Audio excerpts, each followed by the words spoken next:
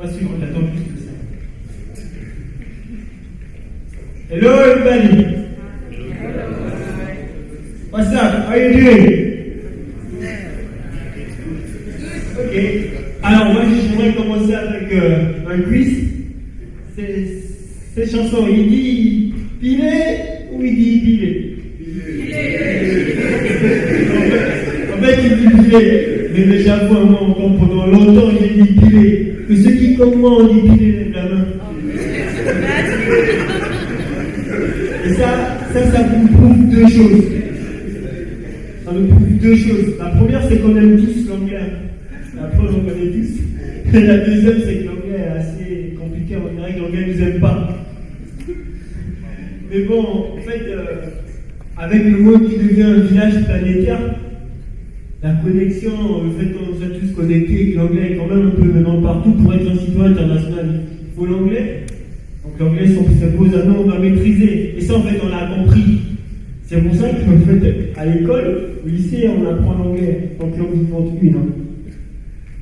Et c'est quand même bizarre parce que malgré qu'on apprend l'anglais depuis la 6e, quand arrivant au terminal, on a réussi l'oral, le BPC et du bac, on n'arrive toujours pas à tenir des conversations en anglais.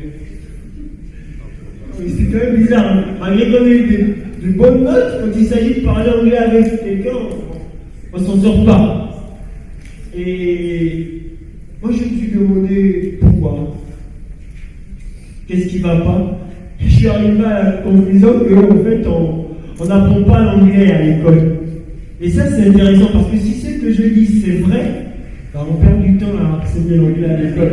Mais bon, je ne me suis pas arrêté à ce que moi je pensais. Je suis aussi allé à l'université au département d'anglais parce que je voulais vraiment voir si la banque peut apprendre l'anglais. Donc je me suis dit, ce département d'anglais c'est vraiment le temps pour là-bas, je sors de là-bas, mais parler très bien anglais. Et dès que j'arrive ma première année, la seule que j'ai faite d'ailleurs, ma première année, les classiques, les anciens ils me disent direct comme ça, et toi sale bleu, t'es pas venu ici pour apprendre l'anglais. Le choc. T'es venu pour apprendre en anglais.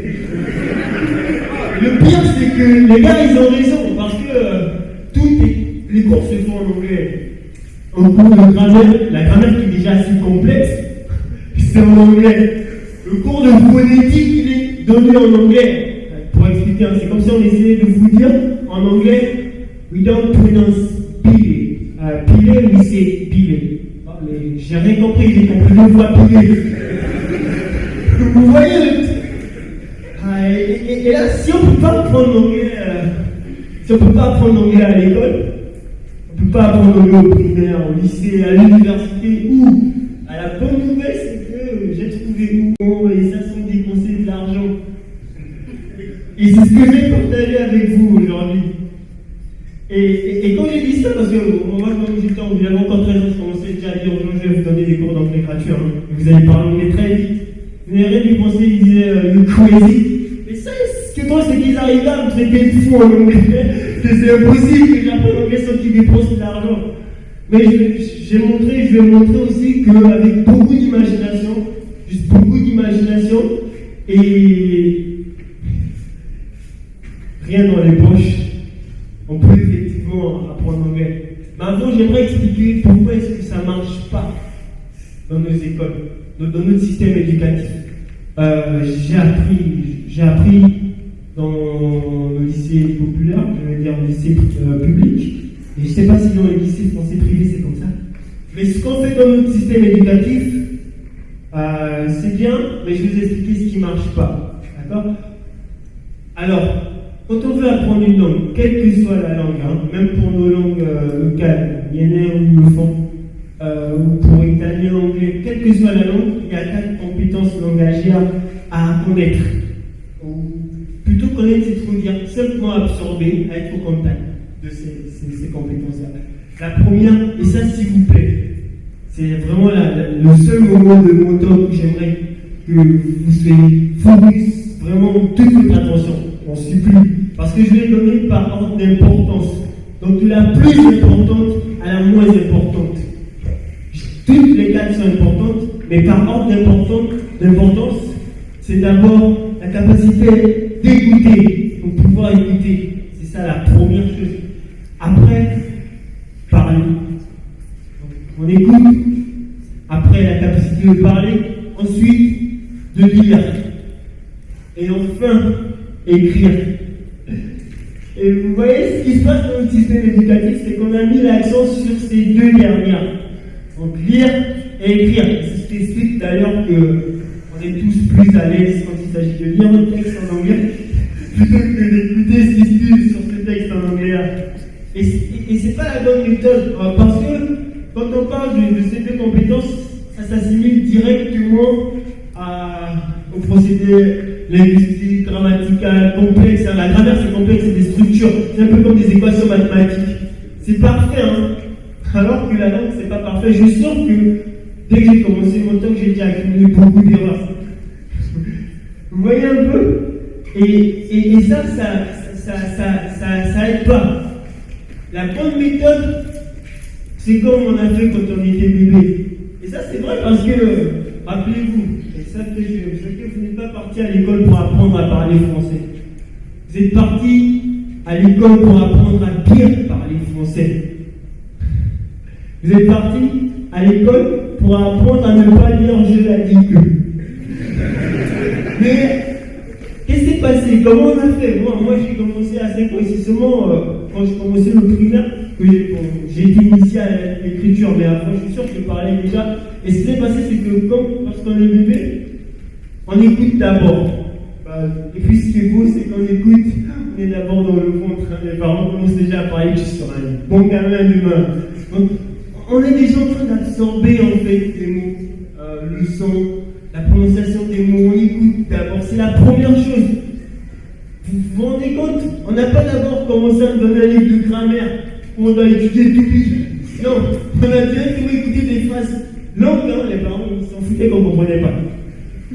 On écoutait. Et ça, c'est ça. Après, on a directement commencé à parler. Des petits mots. Papa, maman, je t'aime, popo. C'est beau ça.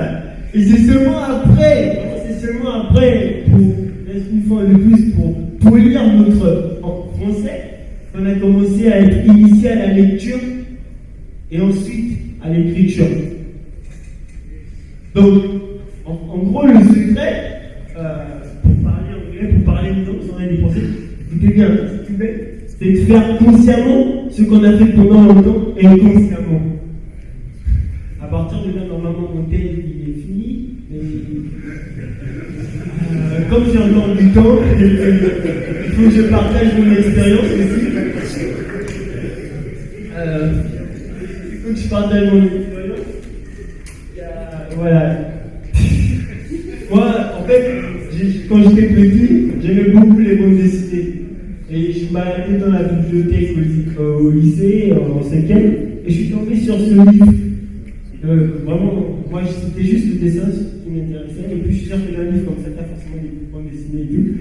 Donc, quand j'ai vu le titre, j'étais vraiment pas intéressé par l'anglais, mais quand j'ai vu le titre, Imagine Your English, pour moi c'était transparent. Et puis ce qui est drôle, c'est que transparent, c'est le terme technique juste pour dire que les mots se ressemblent dans les deux langues. Donc les mots étaient transparents, et j'ai tout de suite compris qu'imagine, bon bien sûr c'est toujours imaginer, English, tout le monde connaît, c'est l'anglais. Hier, je doutais un point, c'était peut-être fou ou autre. Mais je suis sûr que c'était à propos de moi. Et là, tout de suite, je me suis imaginé anglais. Bon, je me suis imaginé en train de parler anglais. Et une fois, tu t'imagines parler anglais, bon, tu rêves un peu, tu es plus au Gabon. Tu parles anglais avec qui au Gabon? C'est genre en Afrique du Sud, forcément, tu es aux États-Unis. Pourquoi pas en Angleterre? On peut rêver. Ah, ça m'a fait rêver. Tout de suite, avec le livre de connexion, j'ai voyagé direct. Je l'ai chargé j'ai fait encore aucun de ces pays. Bientôt. J'ai voyagé. Et rêver, c'est bien. Rêver, c'est bien. C'est vraiment la première chose.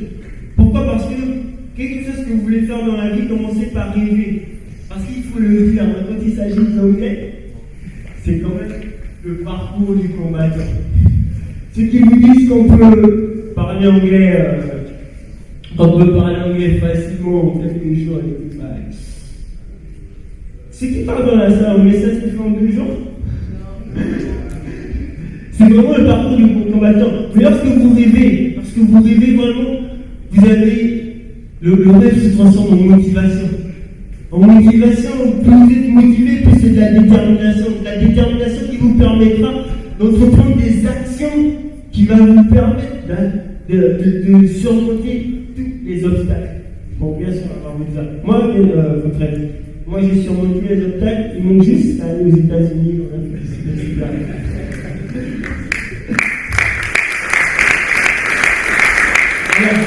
Là, je vais partager avec vous juste on va dire 3 méthodes, 3 activités, 3 exercices que je faisais, que j'ai développé moi-même, avec juste l'imagination. Mais quand même avant ça, je vais vous dire, le premier truc, c'est le miroir. Et il n'y a pas une seule personne que je connais qui parle anglais qui n'a pas fait cet exercice-là. Bon, parce que je dis, je rêvais que j'étais aux États-Unis en train de parler avec les gens, mais quand tu reviens dans la réalité, finalement, tu sais avec qui tu parles. Yourself, vous-même.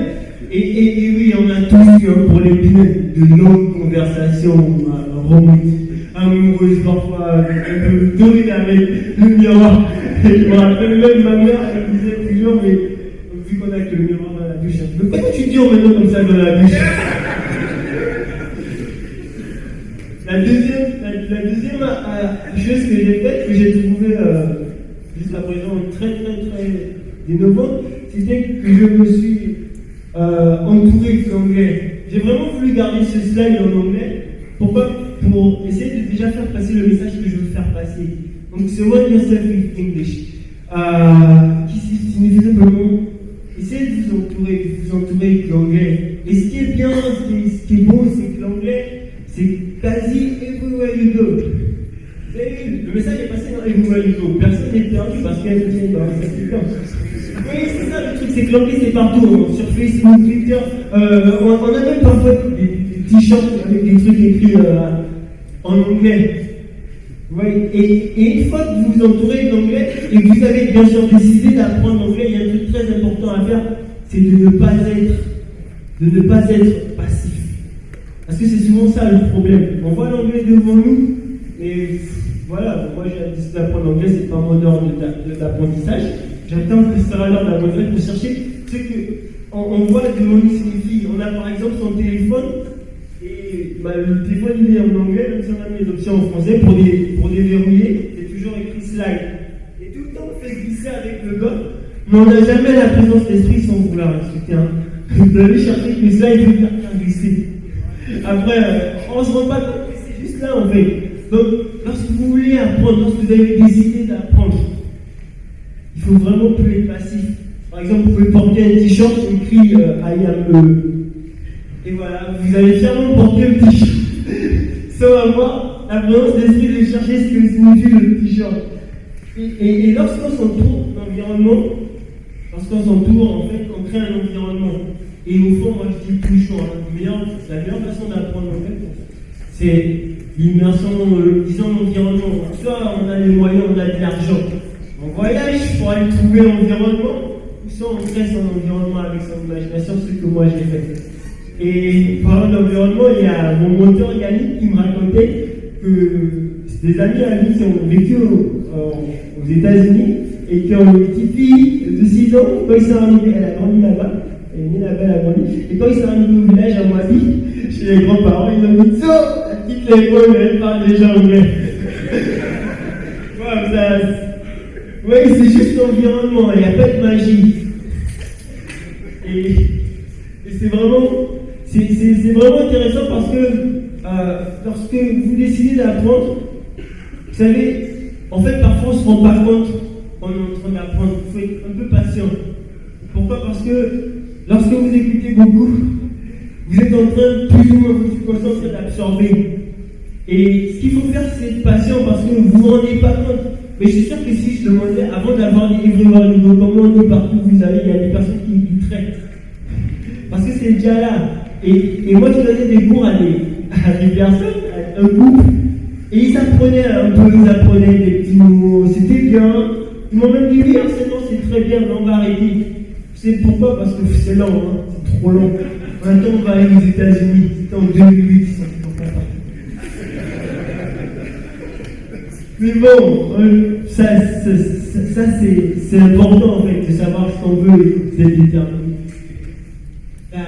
La dernière activité que je faisais, parce que je suis un peu fou, j'avoue, un peu fou, avec beaucoup d'imagination, c'est celle-là, le shadow, c'est le nom de l'activité. En fait, ça consiste juste à répéter avec la même tonalité, la même musicalité, le même style, ce que Jack Bois, qu'on va trouver 4 fois qu'on nous passe. Bien sûr, la version anglaise.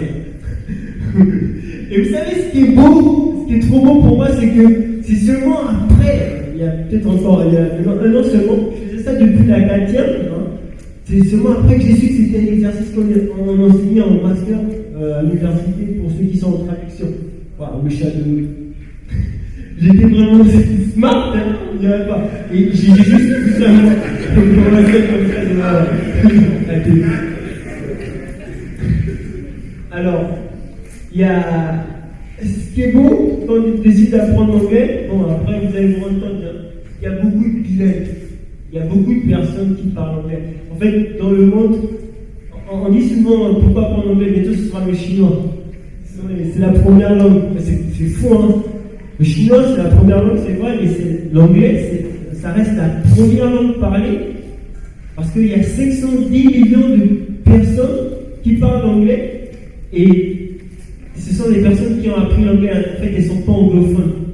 Il y a 510 millions de personnes qui parlent anglais et qui ne sont pas anglophones, contre 80 millions pour les Chinois. Le chinois, en tant que langue internationale, il a plein de choses. Alors, internationalement, il y a une communauté. Ici, il y a une communauté. Je suis sûr que dans la salle, il y a des bilingues. Que ceux qui sont bilingues comme moi, lèvent la main. Ah ouais? Wow! Plus de la moitié! Et que ceux qui sont prêts à rejoindre la communauté des 510 millions, j'espère que je vous ai inspiré. Merci.